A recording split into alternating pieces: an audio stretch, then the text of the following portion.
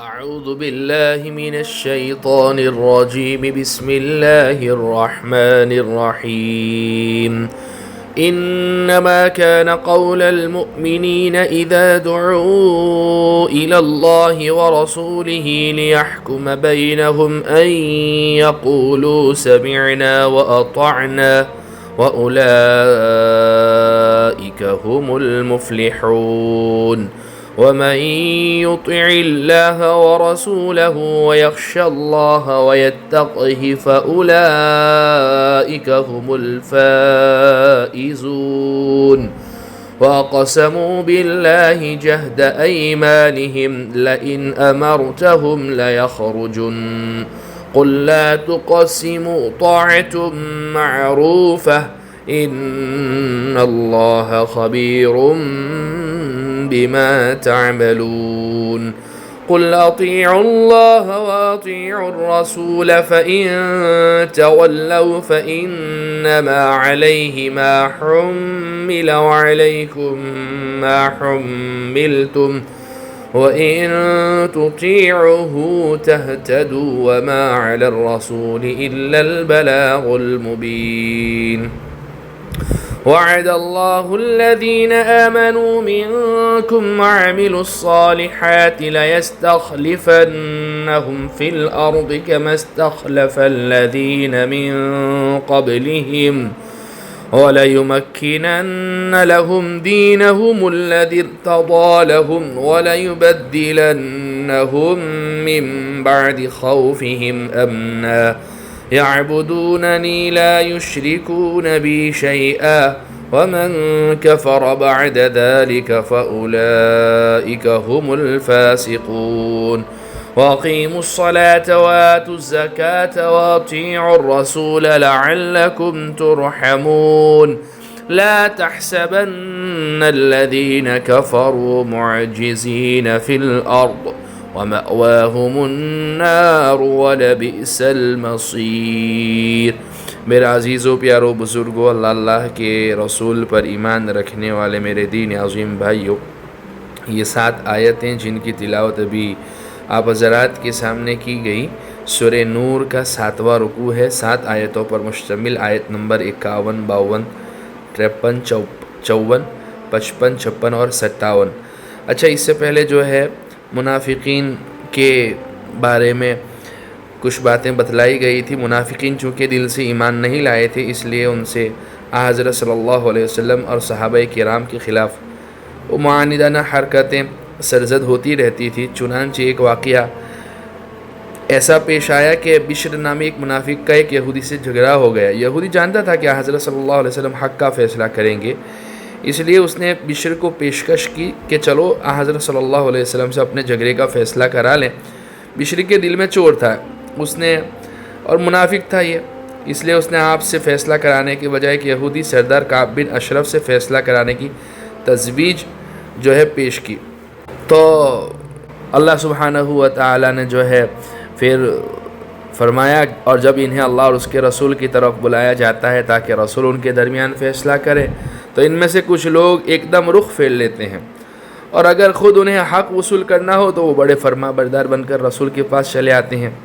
پھر آگے اللہ فرما رہے ہیں کہ ان کے دلوں میں کوئی روگ ہے یا یہ شک میں پڑے ہوئے ہیں یا انہیں یہ اندیشہ ہے کہ اللہ اور اس کا رسول ان پر ظلم ڈھائے گا۔ نہیں، بلکہ ظلم ڈھانے والے تو خود یہ لوگ ہیں۔ تو آج جو آیتیں پڑھی گئی اس میں آگے اللہ سبحانہ و تعالی کنٹینیو کرتے ہوئے جو ہے فرما رہے ہیں کہ مومنوں کی بات تو یہ ہوتی ہے کہ جب انہیں اللہ اور اس کے رسول کی طرف بلایا جاتا ہے۔ پہلا حال منافقین تھا، اب اللہ سبحانہ و تعالی مومنین کی حال کو بیان فرماتے ہیں۔ مومنوں کی بات تو یہ ہوتی ہے کہ جب انہیں اللہ اور اس کے رسول کی طرف بلایا جاتا ہے تاکہ رسول ان کے درمیان فیصلہ کرے، تو وہ یہ کہتے ہیں کہ ہم نے حکم سن لیا اور مان لیا، اور ایسے ہی لوگ ہیں جو فلاح پانے والے ہیں۔ اور جو لوگ اللہ اور اس کے رسول کی فرما برداری کریں، اللہ سے ڈریں اور اس کی نافرمانی سے بچیں، تو وہی لوگ کامیاب ہیں۔ آگے اللہ سبحانہ و تعالی منافقین کی حالت کو کہ وہ کیسی جھوٹی قسمیں کھاتے ہیں ان کے بارے میں بیان فرماتے ہیں۔ وَاقْسَمُوا بِاللَّهِ جَهْدَ أَيْمَانِهِمْ لَئِنْ أَمَرْتَهُمْ لَيَخْرُجُنَّ قل لا تقسموا طاعة معروفة ان اللہ خبیر بما تعملون۔ اور یہ منافق لوگ بڑے زوروں سے اللہ کی قسمیں کھاتے ہیں کہ اے پیغمبر صلی اللہ علیہ وسلم تم انہیں حکم دو گے تو یہ نکل کھڑے ہوں گے، ان سے کہو کہ قسمیں نہ کھاؤ، تمہاری فرما برداری کا سب کو پتہ ہے، یقین جانو کہ تم جو کچھ کرتے ہو اللہ اس سے پوری طرح باخبر ہے۔ جب جہاد کا موقع نہ ہوتا تو یہ منافق لوگ منہ بھر بھر کر قسمیں کھاتے تھے کہ اگر حضور اقدس صلی اللہ علیہ وسلم نے حکم دیا تو یہ جہاد کے لیے گھروں سے نکل کھڑے ہوں گے، لیکن جب وہ وقت آتا تو کوئی نہ کوئی بہانہ کر کے جہاد سے جان چھڑا لیتے تھے۔ اس لیے فرمایا گیا کہ تمہارے فرما برداری کی حقیقت تو سب کو معلوم ہے، بار بار تجربہ ہو چکا ہے کہ وقت پڑنے پر تمہاری ساری قسمیں دھری رہ جاتی ہیں۔ اس لیے اللہ فرماتے ہیں اور یہ منافق لوگ بڑے زوروں سے اللہ کی قسمیں کھاتے ہیں کہ اگر اے پیغمبر صلی اللہ علیہ وسلم تم انہیں حکم دو گے تو یہ نکل کھڑے ہوں گے، ان سے کہو کہ قسمیں نہ کھاؤ، تمہاری فرما برداری کا سب کو پتہ ہے، یقین جانو کہ تم جو کچھ کرتے ہو اللہ اس سے پوری طرح باخبر ہے۔ آگے اللہ فرماتے ہیں قل اطیعوا اللہ واطیعوا الرسول فإن تولوا فإنما علیہ ما حمل وعلیکم ما حملتم وإن تطیعوه تہتدوا وما علی الرسول الا البلاغ المبین۔ اے نبی جی ان سے کہو کہ اللہ کا حکم مانو اور رسول کے فرما بردار بنو، پھر بھی اگر تم نے منہ پھیرے رکھا تو رسول پر تو اتنا ہی بوجھ ہے جس کی ذمہ داری ان پر ڈالی گئی ہے، اور جو بوجھ تم پر ڈالا گیا ہے اس کی ذمہ دار تم خود ہو۔ اگر تم ان کی فرما برداری کرو گے تو ہدایت پا جاؤ گے، اور رسول کا فرض اس سے زیادہ نہیں ہے کہ وہ صاف صاف بات پہنچا دیں۔ تم میں سے جو لوگ ایمان لے آئے ہیں وعد اللہ الذین آمنوا منکم وعملوا الصالحات لیستخلفنہم فی الارض کما استخلف الذین من قبلہم وَلَيُمَكِّنَنَّ لَهُمْ دِينَهُمُ الَّذِي ارْتَضَىٰ لَهُمْ وَلَيُبَدِّلَنَّهُمْ مِنْ بَعْدِ خَوْفِهِمْ أَمْنًا يَعْبُدُونَنِي لَا يُشْرِكُونَ بِي شَيْئًا وَمَنْ كَفَرَ بَعْدَ ذَلِكَ فَأُولَٰئِكَ هُمُ الْفَاسِقُونَ۔ تم میں سے جو لوگ ایمان لے آئے ہیں اور جنہوں نے نیک عمل کیے ہیں ان سے اللہ نے وعدہ کیا ہے کہ وہ انہیں ضرور زمین میں اپنا خلیفہ بنائے گا، جس طرح ان سے پہلے لوگوں کو بنایا تھا، اور ان کے لیے اس دن کو ضرور اقتدار بخشے گا جسے ان کے لیے پسند کیا ہے، اور ان کو جو خوف لاحق رہا ہے اس کے بدلے انہیں ضرور امن عطا کرے گا۔ بس وہ میری عبادت کریں، میرے ساتھ کسی چیز کو شریک نہ ٹھہرائیں، اور جو لوگ اس کے بعد بھی ناشکری کریں گے تو ایسے لوگ نافرمان ہوں گے۔ مکہ مکرمہ میں صحابہ کرام نے کفار کے ظلم و ستم کا سامنا کیا تھا، اور جب وہ ہجرت کر کے مدینہ منورہ آ گئے تو اس کے بعد بھی کافروں کی طرف سے ہر وقت حملوں کا خوف لاحق رہتا تھا۔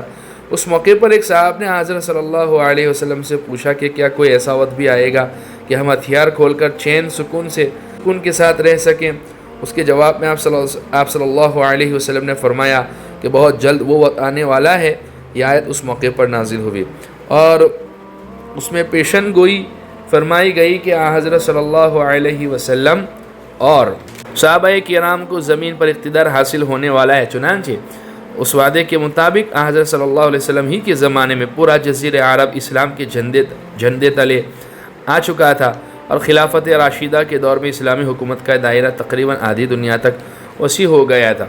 آگے اللہ فرماتے ہیں وَأَقِيمُوا الصَّلَاةَ وَآتُوا الزَّكَاةَ وَأَطِيعُوا الرَّسُولَ لَعَلَّكُمْ تُرْحَمُونَ۔ اور نماز قائم کرو اور زکوٰۃ ادا کرو اور رسول کی فرما برداری کرو تاکہ تمہارے ساتھ رحمت کا برتاؤ کیا جائے۔ دیکھیے زکوٰۃ کی ادائیگی کا حکم ہو، نماز کی ادائیگی کا حکم ہو، یہ دونوں تو فرض ہے۔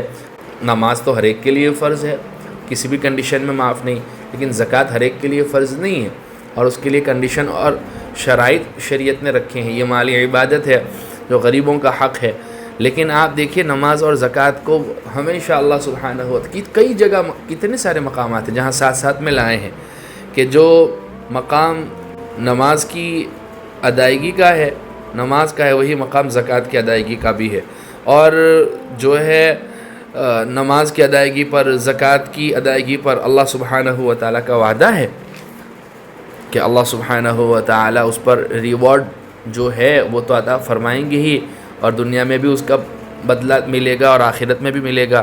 ساتھ ساتھ اللہ سبحانہ و تعالیٰ کا یہ وعدہ ہے کہ تمہارے ساتھ رحمت کا برتاؤ کیا جائے، اور جس کے اوپر اللہ سبحانہ و تعالیٰ کی رحمت ہو۔